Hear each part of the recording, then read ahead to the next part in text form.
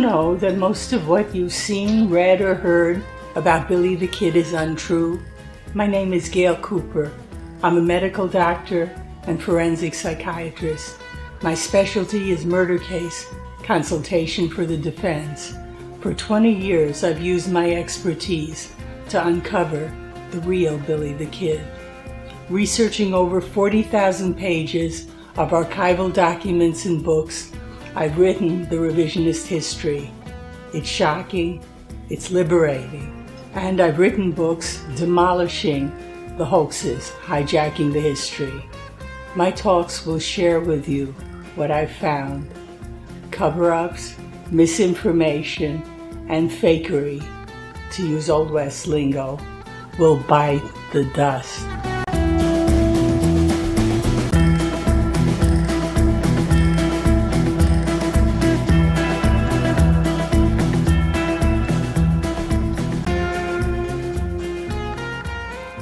This talk exposes additional hoaxing by WilliamVMorrison, who created the Billy the Kid imposter hoax of Brushy Bill Roberts. The information is from my book, Cracking the Billy the Kid Imposter Hoax of Brushy Bill Roberts. WilliamVMorrison, the mastermind of Oliver Pleasant Brushy Bill Roberts' impersonation of Billy the Kid, continued hoaxing after Brushy's sudden death on December 27, 1950, only a month after he was declared an imposter in his gubernatorial pardon hearing as Billy the Kid. Brushy's death freed Morrison to fabricate a better Brushy for a book to be authored with his hoax partner, English teacher C.L. Sonneshin. It became 1955's Alias Billy the Kid. But even before that book came out, con artist, car parts salesman Morrison, who himself impersonated an attorney, came up with other promotional ideas.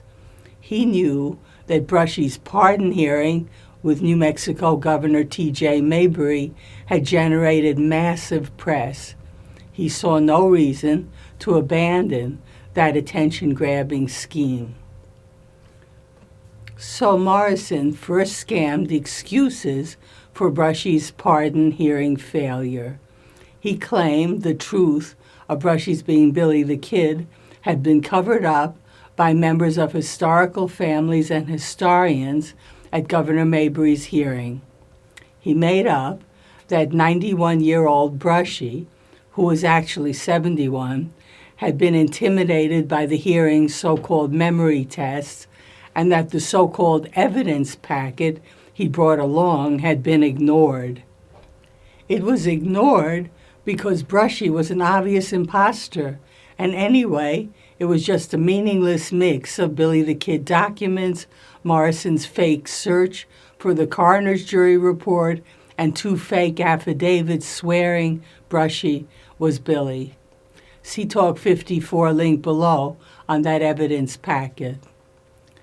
This pardon failure excusal scam is seen in Morrison's April 9, 1951 letter to a C.G. Killinger using the stilted legalese of his attorney impersonation. He wrote, "William H. Roberts, alias William H. Bonney, was actually Billy the Kid.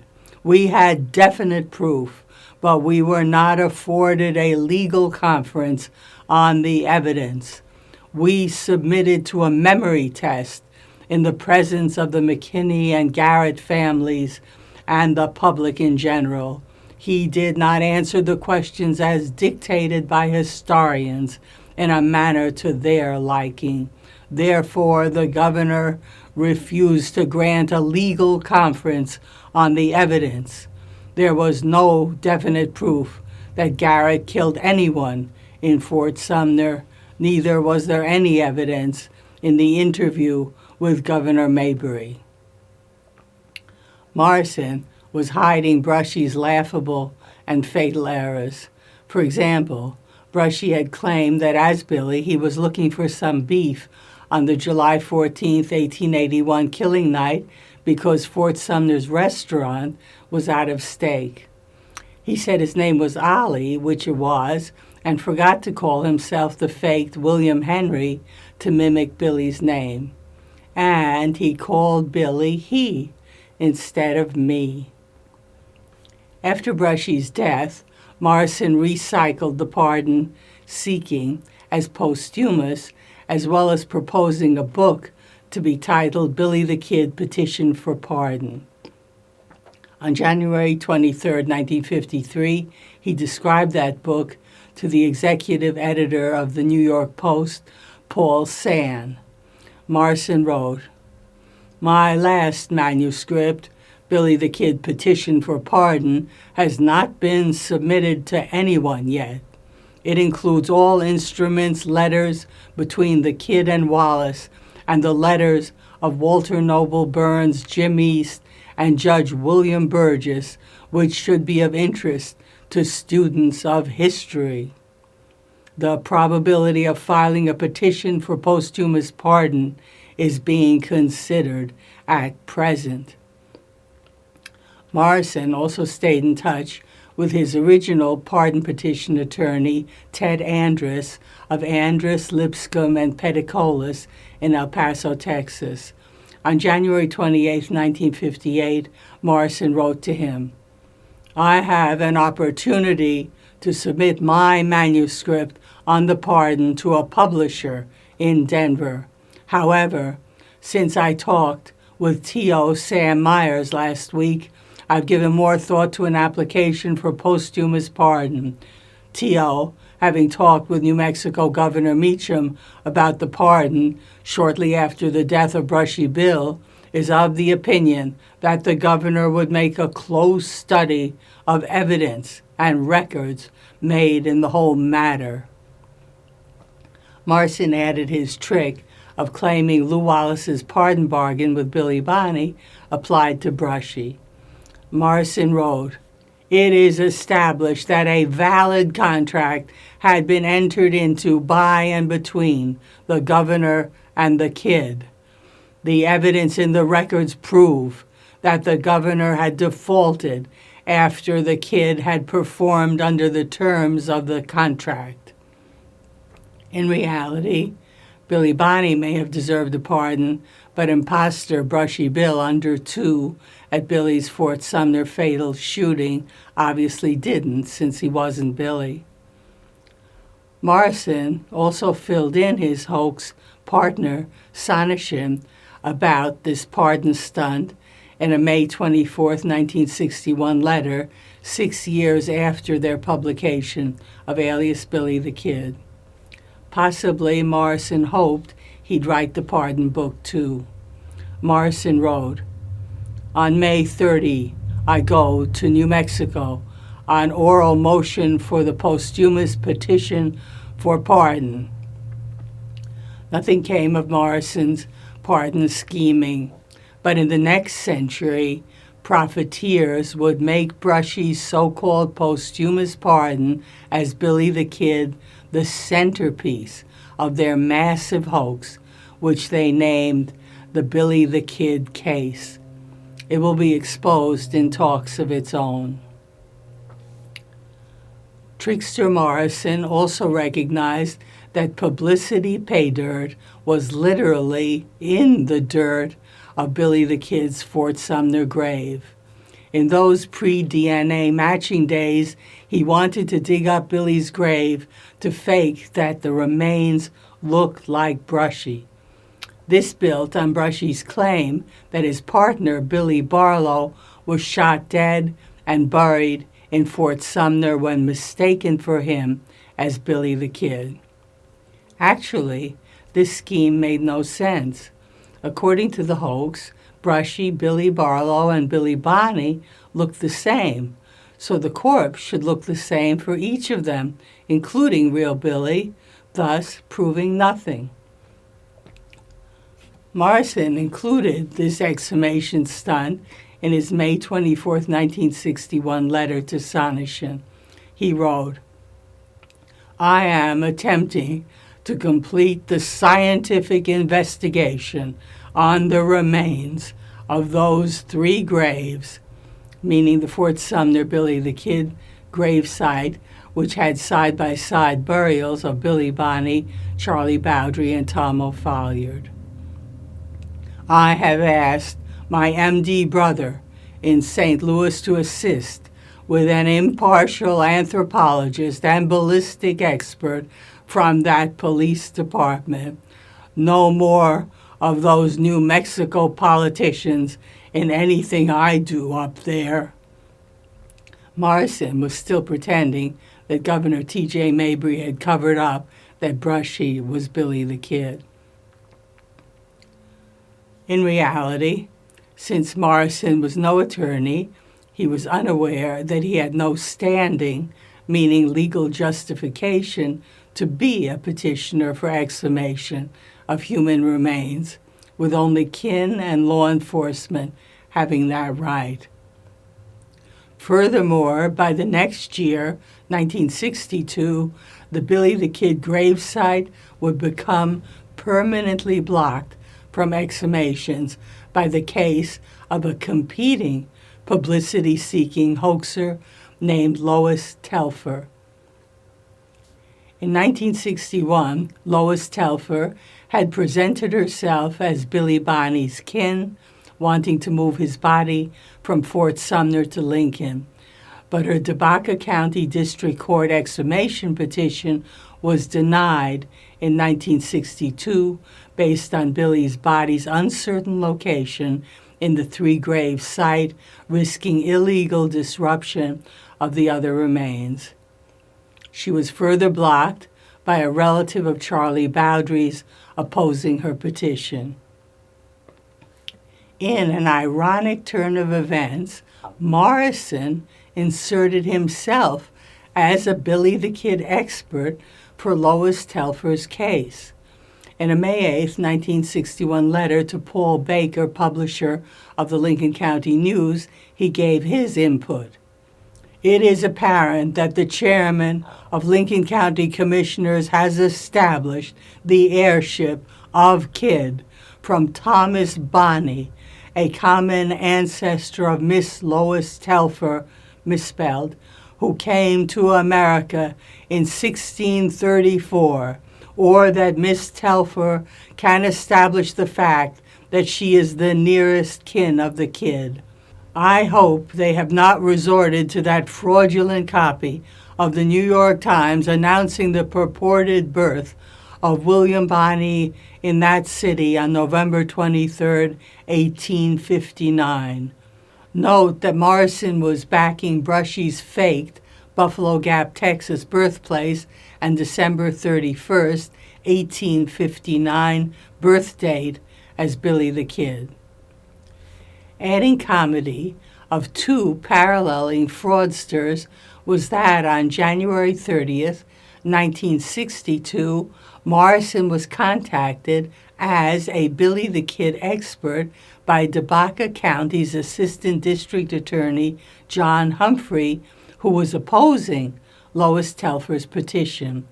He wanted to check her genealogy claims based on her using the 1873 Santa Fe First Presbyterian Church marriage certificate by a Reverend David F. McFarland for real Billy's mother, Catherine McCarty, wedding a William Henry Harrison Antrim. It had Billy and his brother Josie as witnesses, both with last name McCarty. It would have put a lesser con artist than Morrison on the spot, since the document was unknown when Morrison was prompting Brushy's impersonation. So Brushy had been fatally ignorant that he, as Billy, had a brother named Josie and a last name of McCarty. But Morrison, not missing a beat in his response, obscured Josie as a, quote, half-brother, brother, or cousin. And he tried to rework Catherine with a C, McCarty's name, to match Brushy's fake Aunt Catherine with a K, and Bonnie, by adding Bonnie to her McCarty. To be noted is that Brushy, Morrison, and Sonneshin didn't know that Bonnie was Billy's alias from 1877, so they used it for Brushy's fake family tree. On February 8, 1962, Morrison, doing his attorney impersonation, wrote to Humphrey, "In my opinion, Telfer's genealogy chart is incomplete. I fail to find any mention of the kid's half-brother, brother, or cousin, whichever the other child proves to be.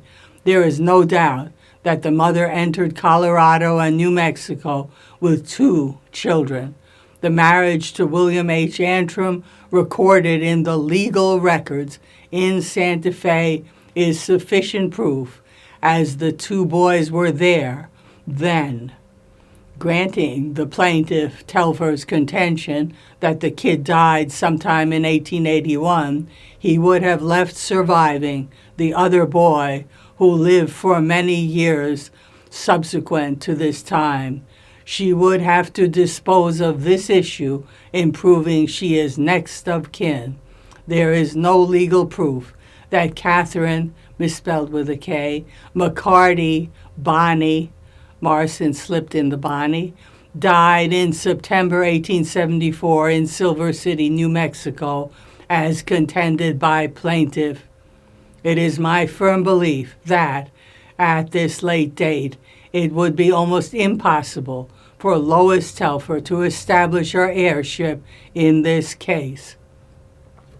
Morrison then advertised Brushy to John Humphrey as the surviving Billy the Kid. But by the 1960s, Morrison wasn't putting all his eggs in the Brushy basket. He was inventing other imposter hoaxes. To be recalled is that car parts salesman Morrison's sideline had been promoting impersonators of famous Old West characters. See Talk 51 link below about Morrison's imposter promotions. In fact, Morrison had first learned about Brushy's Billy the Kid Act in 1949 from Brushy's friend J. Frank Dalton from Missouri, who Morrison was then flogging as a surviving Jesse James.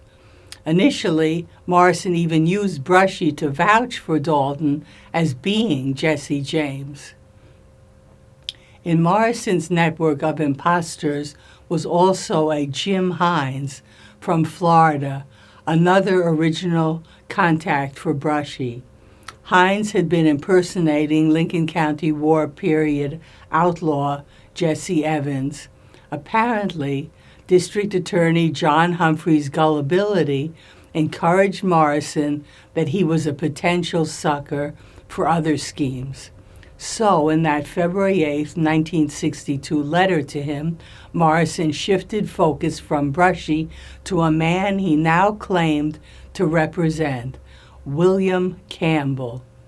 Except this Campbell was just repackaged Jim Hines. Morrison made up that he'd represented Brushy Bill Roberts merely as a part of his central case for so-called heirship of William Campbell. To be noted is that a real Billy Campbell had been in real Billy Bonney's history by murdering attorney Houston Chapman in 1879, along with James Dolan and Jesse Evans, in continued Lincoln County War repercussions. So Morrison now lumped together Brushy and Campbell in that letter to Humphrey. For Brushy, Morrison, playing attorney, fabricated. In 1949, I was unable to find legal evidence in your state that kid was killed by Garrett in either July or August 1881. In fact, we briefed issues in support of a lost instrument.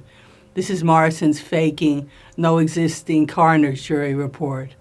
I believe it was determined that the foreman of Garrett's version of the jury, Milner Rudolph, misspelled, was away from New Mexico on July 14th, 1881. This is a lie. Milner Rudolph signed the report as president of the jurymen. Morrison was using his scam that a first report was lost and Pat Garrett forged the historically accepted one. It was our intention to prove up the lost instrument in order to be able to file an action to have it set aside for legal reasons available to our client at that time. This was supposed to mean death certification was invalid since Brushy as Billy was still alive. After filing the petition for pardon, the late Oscar Garrett, son of Pat, threatened suit in El Paso against the petitioner. That meant a defamation suit against Brushy after the pardon hearing for falsely calling his father, Pat Garrett, a lying murderer of an innocent victim instead of Billy the Kid. Therefore, the last chance of litigating the issues folded.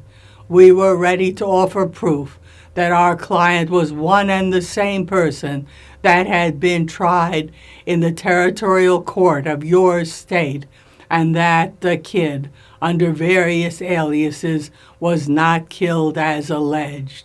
But our client could not get into court to prove his claim. This is a lie. The issue was that Brushy failed the pardon hearing. There was no court involved. Then Morrison launched his new imposter for potential dupe Humphrey by reworking Brushy's failed pardon hearing as simply blocking his client, William Campbell, from establishing his heritage. Morrison wrote, "At that time of the Billy the Kid pardon petition, I was attempting to establish heirship of a man known in New Mexico outlaw days as William Campbell. It was necessary to produce him, Campbell, and the kid, meaning Brushy, in court, to which they would not agree until pardons had been obtained for them for offenses in New Mexico. We were confronted with all kinds of inadmissible evidence at a hearing before Governor Mabry, which, no doubt, along with other pressure used against us, prevented our client, meaning William Campbell, from obtaining a legal hearing on the law and evidence that he was entitled to receive. This hid that client Campbell was made up and that Brushy was exposed as an imposter in the hearing."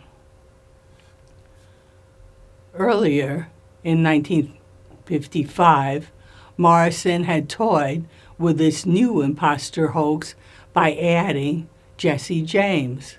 This was when he switched Floridian Jim Hines as Jesse Evans to a Floridian Joseph Joe Hines as being William Campbell.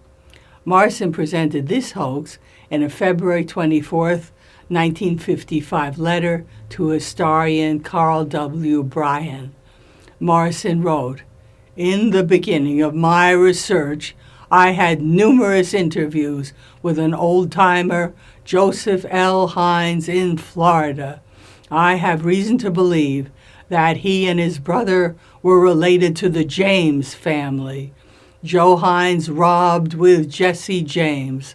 That Hines was known as William Campbell in Lincoln County, fought with the Murphy faction, and that he and another prisoner were removed from Fort Stanton Jail by Jesse James, and that Campbell, Hines, was placed on a cattle drive which eventually took him to California."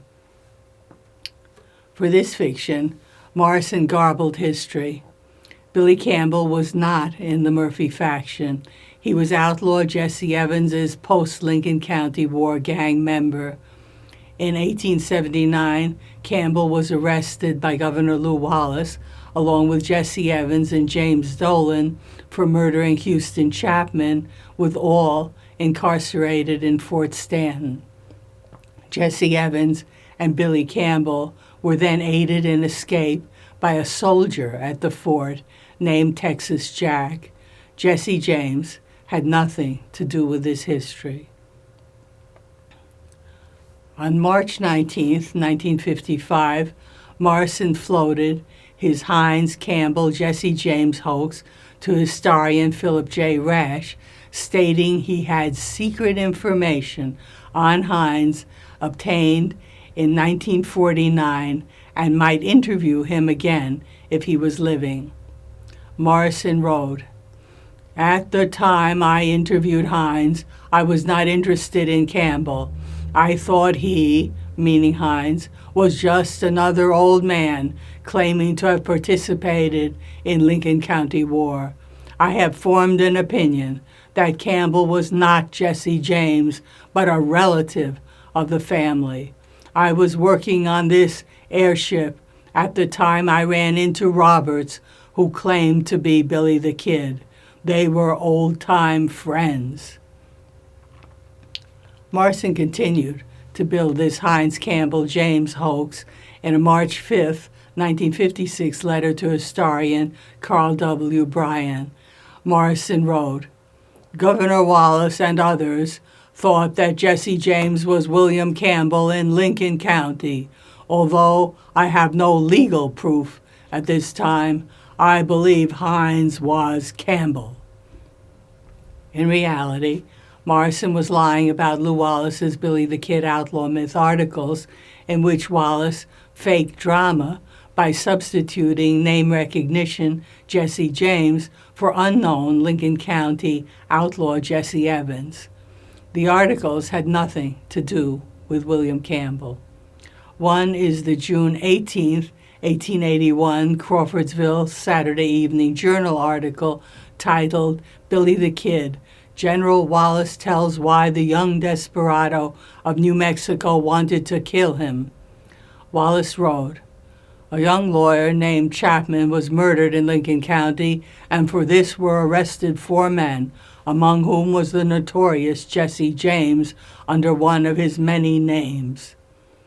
Another Wallace article was in the New York World magazine on June 8, 1902, as General Wallace writes a romance of Billy the Kid, most famous bandit of the plains. Wallace stated, "Shortly before I became governor of New Mexico, Chapman, a young attorney in Lincoln, had been murdered. 6 men were arrested, accused of the crime. Among them was Jesse James." Morrison's Hines Campbell James concoction died a natural death and didn't appear in later incarnations of the Brushy hoax. And Morrison's own death in 1977 saved the Brushy hoax from his increasingly desperate and contrived fakery, as had Brushy's own death in 1950 saved it from his obvious ignorance of Billy the Kid. The take-home is that William V. Morrison's prolific hoax spinning demonstrated that he had no exclusive loyalty to Brushy and just baited hooks with any Old West imposter in his dishonest quest for self-aggrandizement and profit. But, unbeknownst to himself, he'd already hit the jackpot with Brushy as Billy the Kid. The problem was that, like a slow-growing cancer, it took a long time for that hoax to metastasize. It was 43 years after Alias Billy the Kid, before Brushy-believing dupes William Carl W.C. Jameson and Frederick Bean published their 1998 book, The Return of the Outlaw Billy the Kid, backing Brushy. And Morrison's posthumous pardon and grave-digging scams would take till the 21st century to manifest as the massive Billy the Kid case hoax with its fake DNA forensics.